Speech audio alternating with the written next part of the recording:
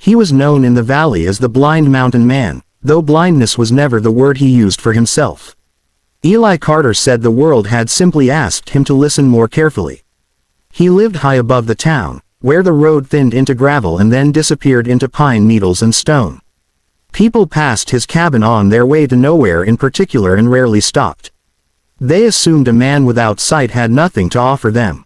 Eli had lost his vision years earlier in a logging accident, when a snapped cable lashed back and shattered more than his eyes. The doctors in town told him his old life was over. They were wrong about that, but right about one thing: everything changed. He learned the mountain again by sound and touch, by the way wind slipped through spruce branches, by how snow packed differently underfoot when storms were close. He learned the weight of silence and the honesty of it. Down in the town, people still talked too much. That was where Mara came from, though she hardly felt like she belonged there anymore. She arrived on a late fall evening, stepping off a bus with one small suitcase and no plan. The town sign leaned to one side, its paint peeling, as if even it had grown tired of welcoming strangers. Mara stood there longer than necessary, watching the bus disappear, feeling the finality of it settle into her chest. She had been lost long before she arrived, lost in a life that kept shrinking around her, lost in expectations she never chose. When everything finally collapsed, when the job ended, the apartment emptied, and the voices she trusted turned distant, she walked away. She didn't run. She simply stopped trying to stay. The town offered her nothing but a diner job and a rented room with thin walls. At night, she lay awake listening to the radiator hiss and the traffic pass, wondering why she felt more invisible among people than she ever had alone. During the day, she poured coffee and smiled politely while men talked over her and women glanced past her. Everyone saw her face. No one saw her. It was an old woman at the diner who first mentioned the Mountain Man. "You look like someone who's lost something," the woman said, stirring sugar into her tea. "Not keys. Something bigger." Mara smiled out of habit. "I'm just tired." The woman nodded toward the window, where the mountains rose blue and patient in the distance. "Sometimes tired means you're in the wrong place." Later that week, after a shift that felt longer than it should have, Mara found herself walking past the edge of town. The road climbed, curving gently, as if inviting her forward. She didn't know why she followed it. Maybe she wanted the quiet. Maybe she wanted to disappear into something larger than her thoughts. She walked until her legs ached and the air thinned. When she realized the sun was sinking faster than she'd expected, panic fluttered in her chest. She turned around and saw only trees. The road had forked somewhere without her noticing. That was how she ended up standing in the cold, calling out to no one, her voice small against the mountain.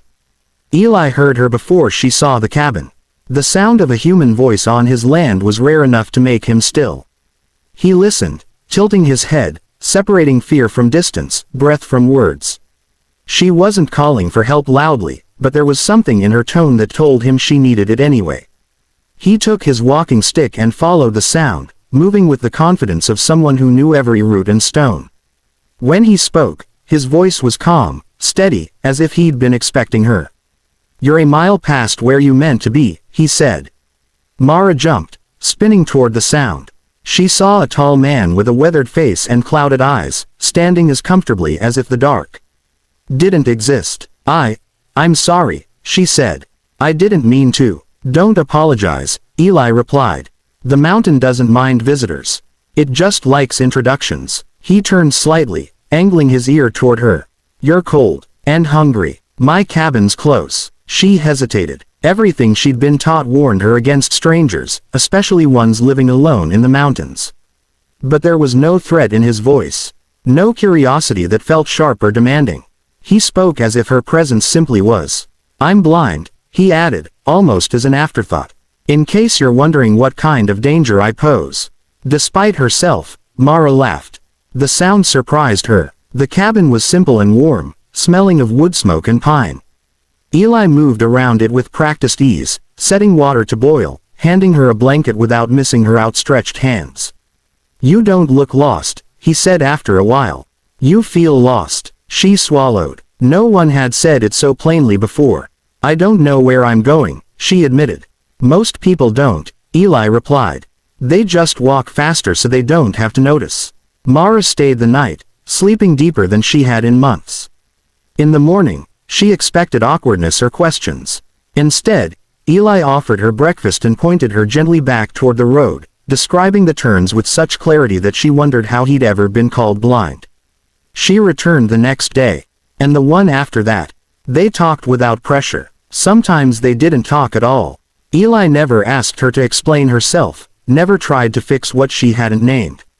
He listened, not just to her words, but to the spaces between them. When she grew quiet, he didn't rush to fill it. In his company, Mara felt seen in a way that had nothing to do with eyes. She learned his story slowly, the way mountains reveal themselves only if you stay. He told her about the accident, about the anger that followed, about how he'd learned to trust his other senses. He told her how people treated him differently now, either with pity or awe, but rarely with honesty. "They think blindness took something from me," he said one evening, sitting on the porch as the wind moved through the trees. "What it really took was my patience for pretending." Mara felt something loosen in her chest. Weeks passed. Winter crept closer. The town felt farther away each time she returned to it. She realized she wasn't running anymore. She was choosing. One afternoon, standing beside Eli as he split wood, she understood something that startled her with its clarity.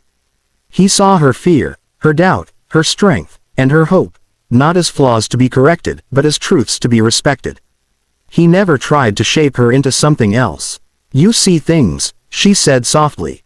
"I pay attention," he replied. "There's a difference." When spring finally came, Mara stood at a crossroads again, but this time it didn't feel like being lost. She could go back down the mountain, rebuild a life that fit better than the last. Or she could stay longer, learn the rhythm of the land, and the quiet honesty she'd found there. Eli didn't tell her what to choose. "You'll know," he said. "You always have." She realized then that being lost had never been the problem. Being unseen was, and the blind mountain man had seen her all along.